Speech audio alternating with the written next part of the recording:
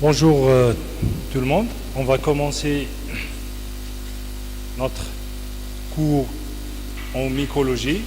Donc vous avez fait une introduction en mycologie, vous avez vu c'est quoi la mycologie, c'est quoi les champignons, c'est quoi, qu'est-ce qu'il y a dans la mycologie. Aujourd'hui on va voir une entité de la mycologie, c'est Candida et Candidos. Alors,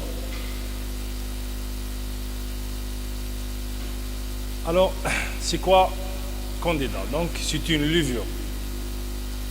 Les candidats, ce sont des levures qui sont endogènes ou bien exogènes. Ça veut dire à l'intérieur du corps humain ou bien à l'extérieur du corps humain, dont le pouvoir pathogène ne s'exprime qu'en présence des facteurs favorisants locaux ou régionaux. Ça veut dire normalement, la levure, elle existe chez l'homme. Normalement, elle peut être dans le tube digestif, par exemple. Il n'y a pas de problème.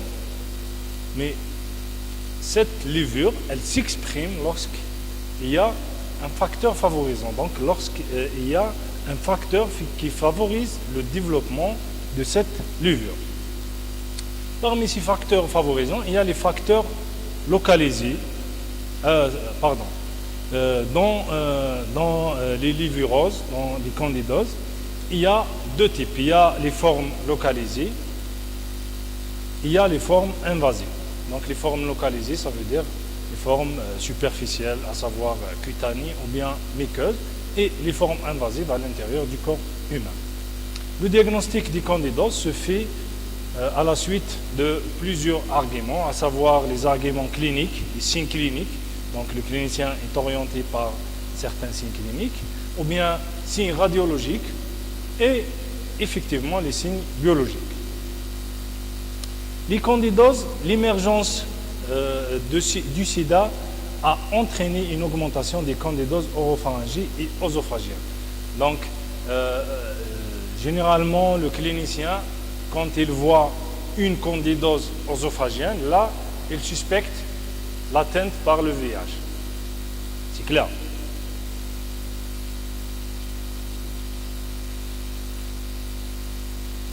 Alors, une petite définition de candidats et candidoses. Donc, généralement, les candidoses sont provoquées par le développement dans le tissu d'une levure appartenant au genre candida. Comme je vous avais dit, elle peut être superficielle. Là, l'atteinte, elle est bénigne, donc elle n'est pas grave et elle est très fréquente. Les atteintes superficielles, elles sont très fréquentes. Elles touchent surtout les muqueuses, la peau et les ongles. Mais l'atteinte, elle peut être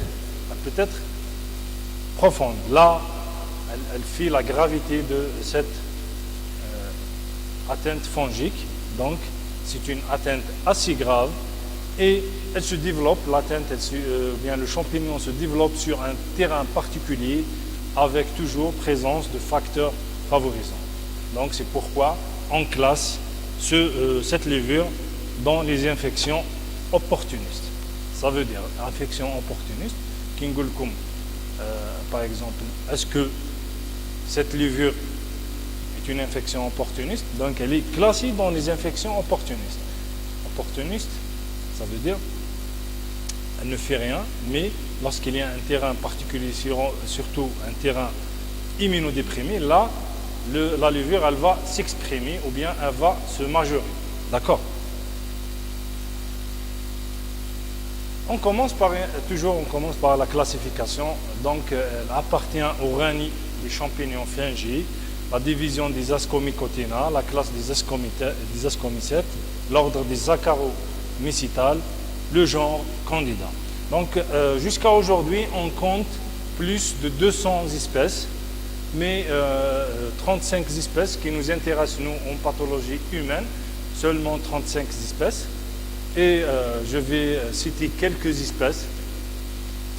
Donc on ne peut pas les citer, on peut pas citer toutes les espèces, mais on cite juste quelques espèces. Donc il y a Candida albicans, qui est l'espèce la plus fréquente. Elle représente 60% des levures isolées chez l'homme.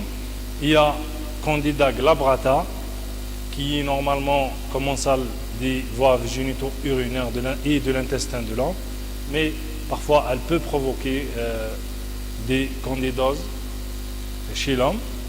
Il y a Candida tropicalis, qui est responsable des septicémies candidosiques.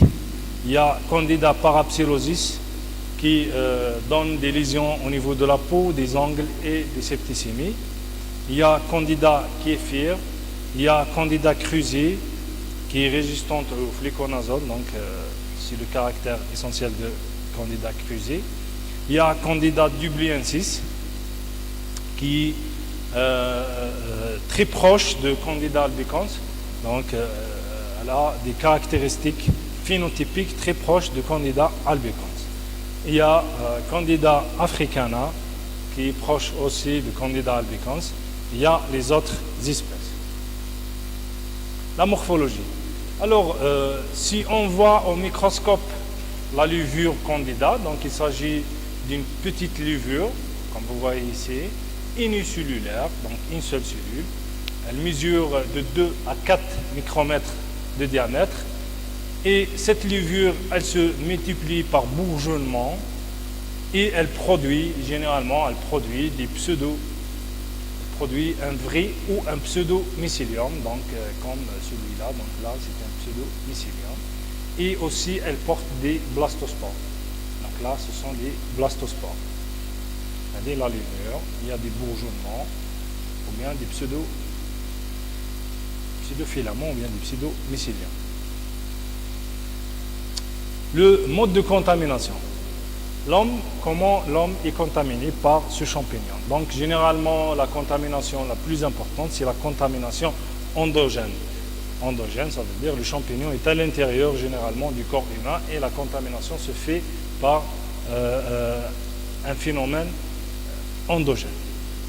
Généralement il y a la source de la cavité buccale, la levure elle est au niveau de la cavité buccale, le tube digestif, qui sont des sites habituels de cette levure.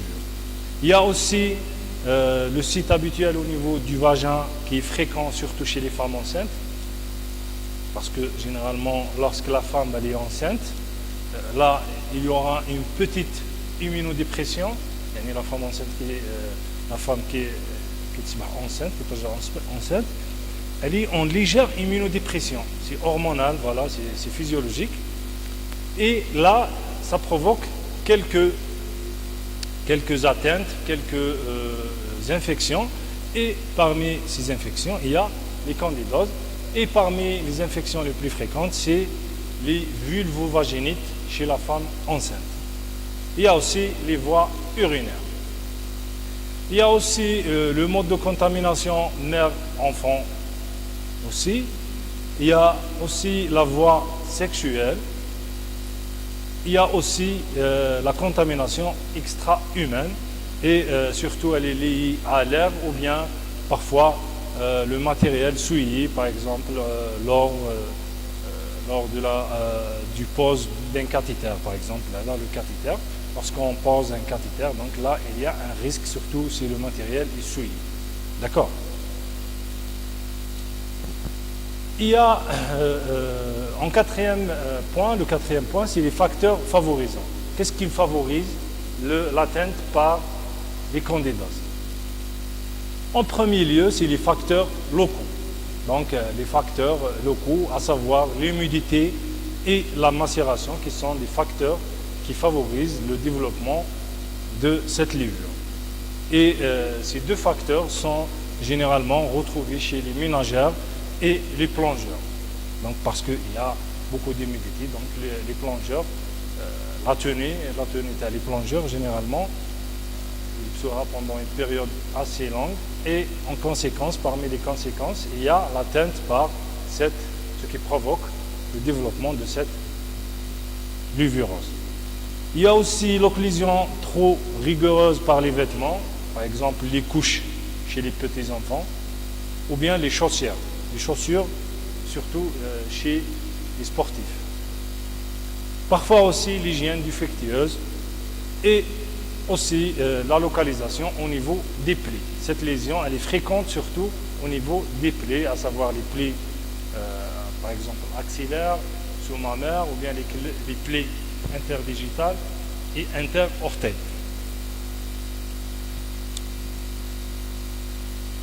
Il y a aussi d'autres facteurs locaux aussi. Il y a les modifications du pH cutané, à savoir par exemple l'usage d'un savon acide ou bien d'une solution antiseptique sur la peau ou bien sur la muqueuse, surtout chez les femmes. Donc l'utilisation des antiseptiques qui peut modifier le pH de cette région. Il y a aussi un autre facteur local aussi, c'est le contact étroit avec un milieu riche en sucre, c'est surtout les pâtissiers. Ce facteur est fréquent chez les pâtissiers. Donc les facteurs هادو ça nous oriente. يعني كنسقسيو مثلا نقولوا المالاد نقولوا له واش تخدم. نشوفوا la lésion, نقولوا له par exemple واش تخدم, يقول لك voilà je travaille un pâtissier. Ça vous oriente, voilà, ça peut être, c'est un facteur favorisant de l'évolution, de développement de cette maladie. Deuxièmement, les facteurs favorisants généraux. Donc, dans les facteurs favorisants généraux, il y a les facteurs physiologiques, il y a les facteurs pathologiques. Dans les facteurs physiologiques, donc, il y a surtout l'âge, donc les deux extrémités d'âge, donc les enfants, les petits-enfants, ou bien les sujets âgés. Donc là, chez ces deux populations, on peut retrouver les mycoses buccales qui sont très fréquentes. Aussi, comme je vous avais dit, la grossesse aussi, c'est un facteur favorisant physiologique. La grossesse, c'est un phénomène physiologique, مش pathologique. هنا العجاز كي وحده تعود enceinte يقولوا لها راهي مريضه, alors que c'est un phénomène physiologique. Donc, en dernier lieu, parmi les facteurs physiologiques généraux, c'est la ménopause. Les facteurs aussi favorisants généraux, on retrouve aussi les facteurs pathologiques, à savoir le diabète, l'hypo et l'hyperthyroïdie, le sida, la tuberculose, des maladies malignes, à savoir le cancer, les leucémies, les lymphomes. Donc ce sont des maladies assez graves. Et parmi ces maladies, il y en a des maladies qui entraînent chez l'homme une immunodépression, ce qui favorise le développement et la multiplication de cette levure. Et il y a les facteurs iatrogènes, à savoir les antibiotiques, donc l'antibiothérapie à large spectre dans les services, surtout les services chauds. Il y a aussi les médicaments cytotoxiques, les corticoïdes, les corticostéroïdes et la chimiothérapie. On peut aussi retrouver certains facteurs liés à l'agression chirurgicale, à savoir la grande chirurgie, à savoir la transplantation d'organes. Donc là, dans cette chirurgie, on peut poser un cathéter pendant de longues périodes dans ces services. Et aussi les sondes. Physiopathologie, donc la pathogénicité de cette levure. Donc pour les atteintes superficielles, là, généralement, comme vous voyez dans cette image, la levure, l'adhérence de la levure aux cellules épithéliales et la multiplication des levures et leur capacité de filamentation. Donc là, la levure, elle va se filamenter, qui sont à l'origine des lésions cutanées. D'accord, la multiplication et la filamentation qui va favoriser les lésions cutanées. Pour les atteintes profondes, donc généralement la levure, elle existe au niveau du corps, il n'y a pas de problème, mais lorsqu'il y a une modification écologique, là, la levure candida va profiter de la situation et elle va se multiplier, et elle va former un biofilm. Et généralement, ce biofilm, dans cette localité ou bien de cette localisation, est à l'origine de cette lésion, cette lésion au niveau de ce tissu, et généralement cette levure elle va se disséminer par voie sanguine et elle va s'adhérer et filamente et elle va entraîner des lésions tissulaires au niveau des différents organes. D'accord?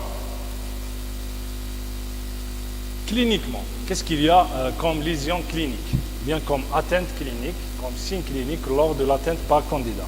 Donc on commence par les candidoses superficielles. En premier lieu, c'est les candidoses des muqueuses.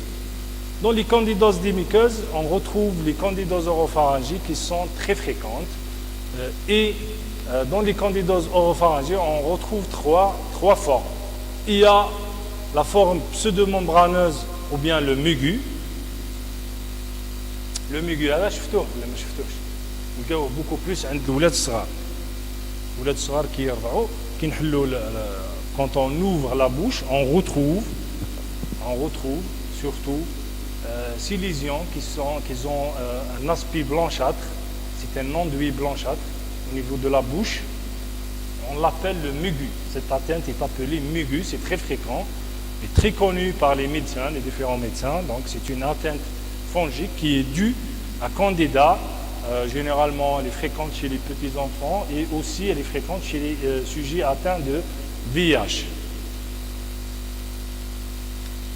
La deuxième forme, c'est la forme érythémateuse atrophique, généralement au niveau du palais ou bien le dos de la langue, comme vous voyez dans cette image. La troisième forme, c'est les candidoses hyperplasiques ou pseudotumorales. Donc, elle a une forme qui ressemble à une tumeur cutanée ou bien cutanéo-muqueuse. Et généralement, elle siège au niveau de la muqueuse jugale et sous la langue, sous forme d'une plaque blanc jaunâtre, comme vous voyez dans ces images. La perlèche ou bien la chylite. Donc généralement, elle correspond à une inflammation des commissures labiales et elle réalise une fissure humide, érythémateuse, squameuse, croûteuse, souvent bilatérale. Donc elle touche les commissures labiales. D'accord?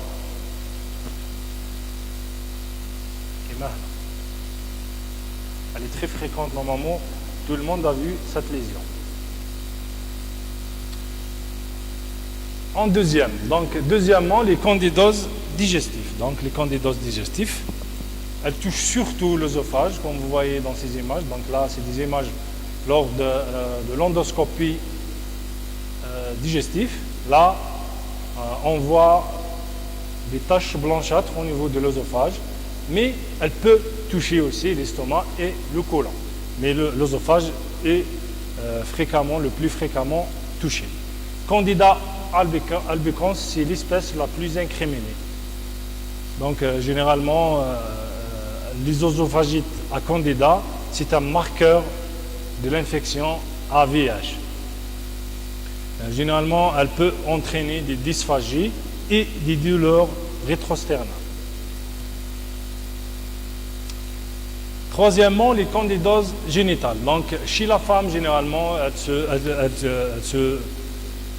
survient chez les femmes, généralement femmes enceintes, et elle va entraîner des candidoses vulvovaginales. On cause en premier lieu si les candidoses à candida albicans à 80% et les candidoses à candida glabrata à 20%. Elle entraîne chez la femme des brûlures et un prurite et des leucorrhées. Chez l'homme, elle se traduit généralement par une bananite. Deuxièmement, les candidoses cutanées et inguinales, ça veut dire les candidoses de l'ongle. On commence par les candidoses cutanées. Les candidoses cutanées surviennent surtout, elles se traduisent surtout par des intertrigos. Les intertrigos, généralement, c'est au niveau des plaies. Donc, elle se traduit par un érythème suintant, lisse, débordant au fond du plaie, généralement au fond du plaie, et généralement la lésion elle est recouverte d'un enduit blanchâtre. Dans les intertrigaux, on retrouve les intertrigaux des grands plaies, à savoir les plaies inguinaux, donc les plis inguinaux, ou bien les plis axillaires, les plis sous-mammaires et les plis interféciers. Donc ces régions qui sont des grands plis. Il y a les intertrigaux, des petits plis, et elles surviennent surtout au niveau de la région interorteil, ou bien interdigitale, ou bien la région ombilicale, rétro-auriculaire, ou bien au niveau des commissions. Il y a deuxièmement les onyxis et les périonyxis, donc, ou bien les onychomycoses candidosiques. Donc elles touchent surtout la main plus que le pied. Le pied est moins touché par les onychomycoses, alors que dans les dermatophytes, le pied est plus touché que la main. D'accord? La femme, c'est le sexe le plus touché, donc plus que l'homme. L'espèce la plus incriminée, c'est Candida albicans. Donc généralement, cette onychomycose candidosique est associée à un périonyxis qui m'a tchoufoufi là. C'est un bourrelet rouge autour de l'angle. Si on ne traite pas le malade, généralement l'évolution se fait vers l'onychodystrophie ou bien l'onycholyse totale. Donc là, c'est le bourrelet, c'est l'onyxis et le périonyxis. La troisième atteinte, c'est les candidoses cutanéo-muqueuses chroniques, ou bien le granulome candidosique. Heureusement que cette lésion elle est rare. Elle survient surtout chez les jeunes enfants, généralement lorsqu'il y a un trouble de l'immunité cellulaire préexistant, surtout chez ces enfants, et généralement aussi lorsqu'il y a une lésion ou bien une atteinte à candidosique, à Candida albicans préexistante auparavant, et elle touche surtout la peau, les ongles et les muqueuses. Généralement, il y a un aspect, comme vous voyez dans cette image, un aspect crotteux, hyperkératosique, très caractéristique dans cette atteinte. Les candidoses invasives, ou bien les candidoses systémiques. Donc, elle est classée au 4e rang dans les infections hospitalières. Les services les plus incriminés, ce sont des services généralement chauds, donc à savoir la cancérologie, l'hématologie, les services de cardiovasculaire, la chirurgie de transplantation, la réanimation, le service des brûlés. Donc ce sont des services chauds. Et généralement, la porte d'entrée peut être endogène, surtout le foyer digestif, ou bien exogène, lors du posé d'un cathéter ou bien de prothèse. Donc les candidoses systémiques, qu'est-ce qu'elles regroupent? Elles regroupent les candidoses disséminées. C'est quoi la définition des candidoses disséminées? Donc c'est une septicémie à candida compliquée d'une atteinte d'au moins 2 organes ou bien sites stériles non contigus. Deuxième candidose systémique, c'est les candidoses profondes. Donc la candidose profonde, c'est une atteinte d'un seul site stérile avec ou sans septicémie à candida. Donc il y a une atteinte d'un seul organe au moins. La troisième entité clinique, c'est la septicémie à candida. Donc généralement, c'est une atteinte assez importante, c'est comme la septicémie bactérienne. Donc là, le champignon est diffusé et il provoque généralement une fièvre, une altération de l'état général. Généralement, les atteintes viscérales retrouvées lors de candidose systémique, on peut retrouver les candidoses hépatospléniques, Donc les candidoses hépatospléniques, comme vous voyez dans cette TDM, c'est un scanner abdominal qui montre des lésions au niveau du foie. Généralement, elle survient chez les patients atteints d'une leucémie aiguë et elle provoque chez lui une fièvre, une hépatomégalie et une splénomégalie. Il y a les localisations respiratoires qui provoquent généralement des pneumonies. On peut retrouver aussi des endocardites à candida qui ont un pronostic grave, généralement fatal. Il y a les candidoses rénales qui sont responsables de pyélonéphrite et des hydronéphrites. On peut aussi retrouver une méningite, des méningites à candida. Elles sont rares, mais ça existe. Moi, personnellement, j'ai diagnostiqué une méningite à candida au niveau du CHU de Batna. Donc, j'ai isolé la levure à partir du LCR et on a fait le diagnostic de méningite à candida. Il y a aussi les candidoses osteo-articulaires responsables de spondylodécite. Il y a les candidoses cutanées et des septicémies à candida.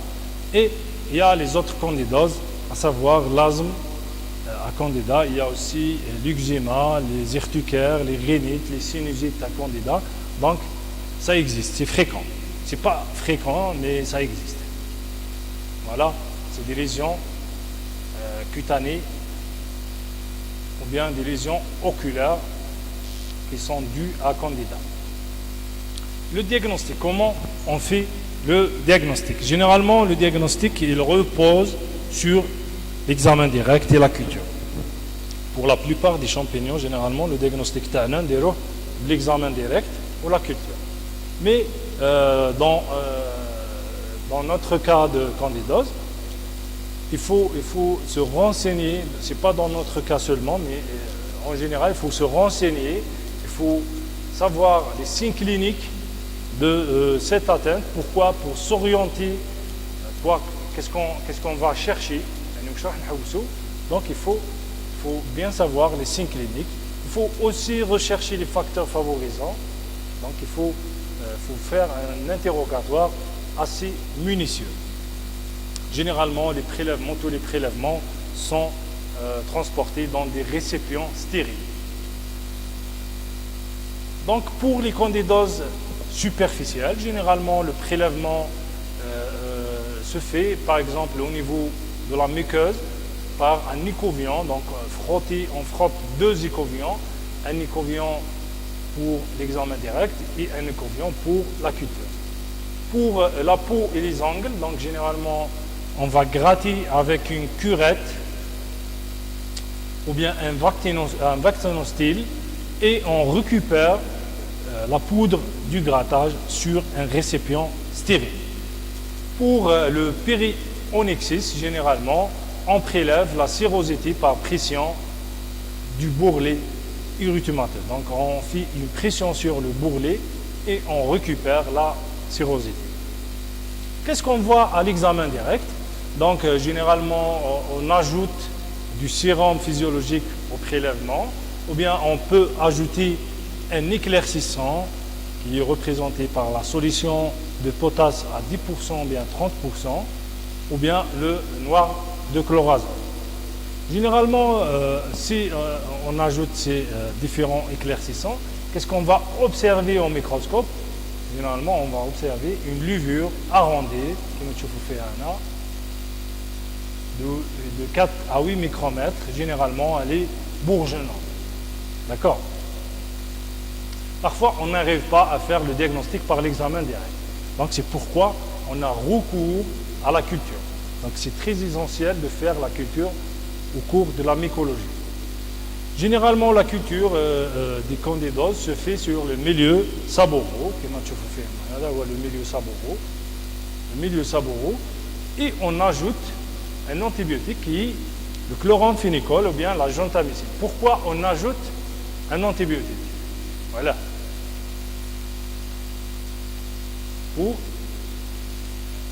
Très bien. Pour éliminer la poussée des bactéries.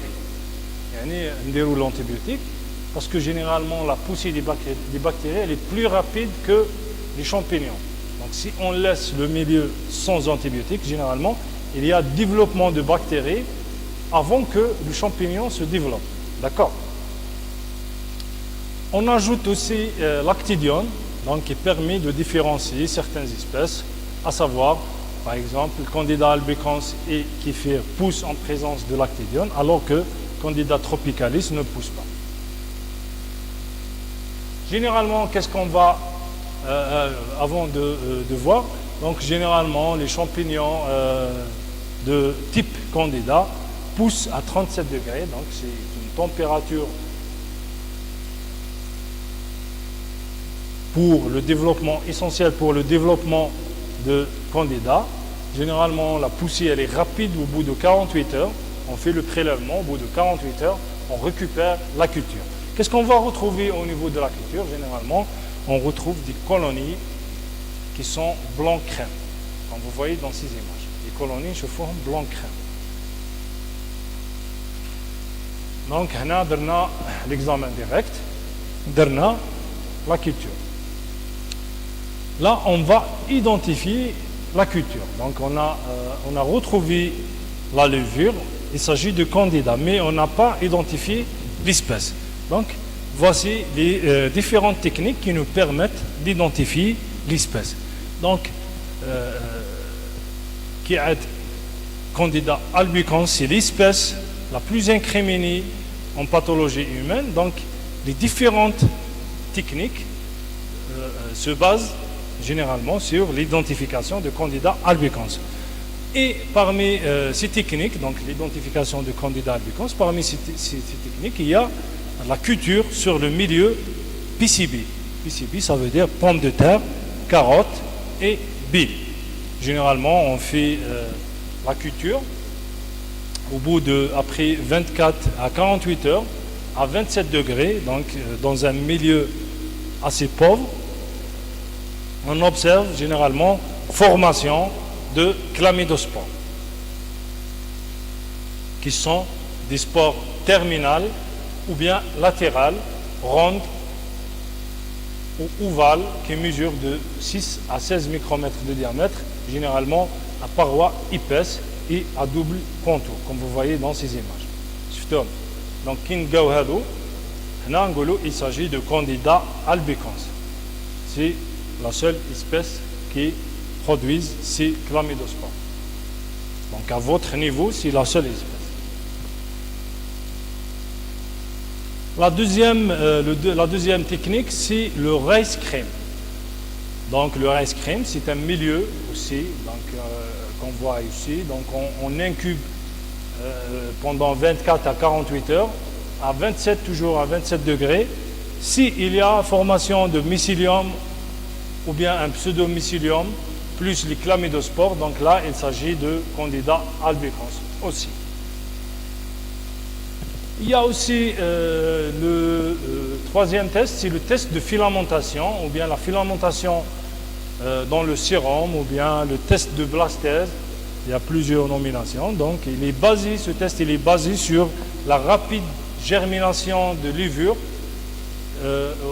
dans un sérum, donc la production d'un tube germinatif dans le sérum animal ou bien humain à 37 degrés, généralement au bout de 4 heures. La technique, c'est d'ajouter 0,5 ml du sérum plus quelques gouttes de suspension de levure, donc obtenue à partir de la culture. Au bout de 4 heures, on observe au microscope, il y a formation d'un tube germinatif. D'accord?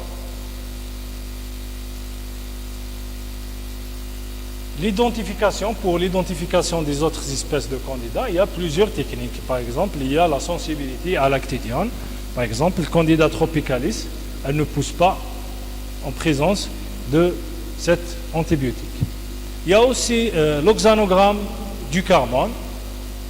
C'est l'étude de l'utilisation des sucres par la levure. Donc on a un catalogue de différentes espèces et on connaît, par exemple, cette levure, elle utilise cette ce sucre et elle n'utilise pas ce sucre. Ainsi de suite. Il y a le zymogramme aussi, il est basé sur l'étude de la fermentation des sucres par la levure. Toujours on a un catalogue et on suit l'utilisation de la fermentation de sucre. L'oxacolore, c'est le même principe que l'oxanogramme, donc c'est toujours l'utilisation du sucre et toujours on suit le catalogue de l'utilisation de sucre par la levure. Actuellement, il y a une technique qui connaît un essor très important en microbiologie et même en mycologie, c'est la spectrométrie de masse de type Malethoff. Surtout en France, ils utilisent cette technique pour l'identification, mais le seul inconvénient de cette technique, il faut avoir une matrice avant de faire l'identification. Pour les candidoses systémiques, comment on fait le diagnostic des candidoses systémiques? Généralement, le diagnostic se fait par l'hémoculture. Donc, ça veut dire la culture dans un sérum, dans un milieu assez spécifique. C'est généralement le milieu Castaneda ou bien le milieu Saburo liquide. Et aussi, il faut faire des prélèvements périphériques, à savoir, surtout chez les patients à risque, à savoir les prélèvements au niveau de la bouche, au niveau des expectorations, au niveau des selles, des urines aussi. On peut aussi faire la recherche de l'antigène circulant. Donc, on fait la recherche de l'antigène de Manan ou bien le B13D-glucane. Le diagnostic indirect. Donc, généralement, le diagnostic indirect dans les candidoses est d'interprétation délicate. Pourquoi? Parce que généralement, cette infection elle survient chez les immunodéprimés qui ne produisent pas assez d'anticorps. Donc, c'est pourquoi c'est difficile d'interpréter la sérologie chez les immunodéprimés. D'accord? Les différentes techniques incriminées dans le diagnostic indirect, c'est surtout la technique ELISA, mais il y a aussi les techniques IFI, électrocinérase, immunoélectrophorèse. On peut faire aussi le diagnostic anatomopathologique et aussi le test de sensibilité in vitro ou bien aux antifongiques ou bien l'antifongigramme, c'est comme l'antibiogramme.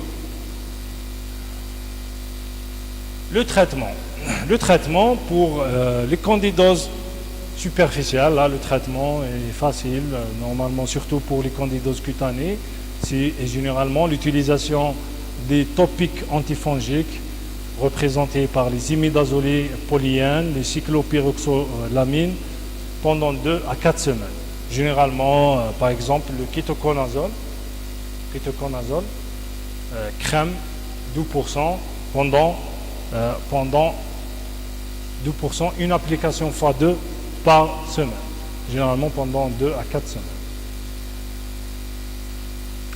Pour les onyxis candidosiques, donc là, on fait une application de topique antifongique ou bien de solution fulmogène, généralement les imidazolés, les cyclopyroxolamines, les amorolfines, jusqu'à la repousse saine de langue. Toujours, il faut traiter jusqu'à la repousse saine de langue. Pour les candidoses génitales, généralement, l'utilisation d'un traitement local par des azolés, à savoir la forme, donc il peut s'agir des ovules, ou bien de capsules, ou bien un gel vaginal.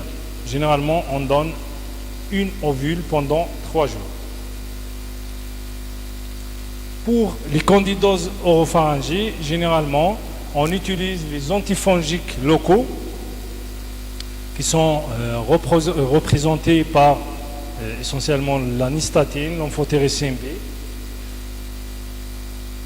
et le miconazole. On donne de 10 à 15 jours, pendant 10 à 15 jours. تعرفون هذو les antifongiques locaux ولا jamais شفتوهم؟ كاين هذاك فنجيزون هذاك كي لونفوتيريسين بي فنجيزون اللي نديرو كاين لو داكتاران اللي نحطوه جل نحكموه ونحطوه في لابوش je ne sais pas si quelqu'un qui a le myconazole aussi, la forme gel, on نحطوها في la bouche pour des candidoses buccales. C'est très fréquent, c'est très connu chez les pharmaciens. Il y a aussi les bains de bouche, les antiseptiques et le bicarbonate de soude, donc c'est l'utilisation des bains de bouche.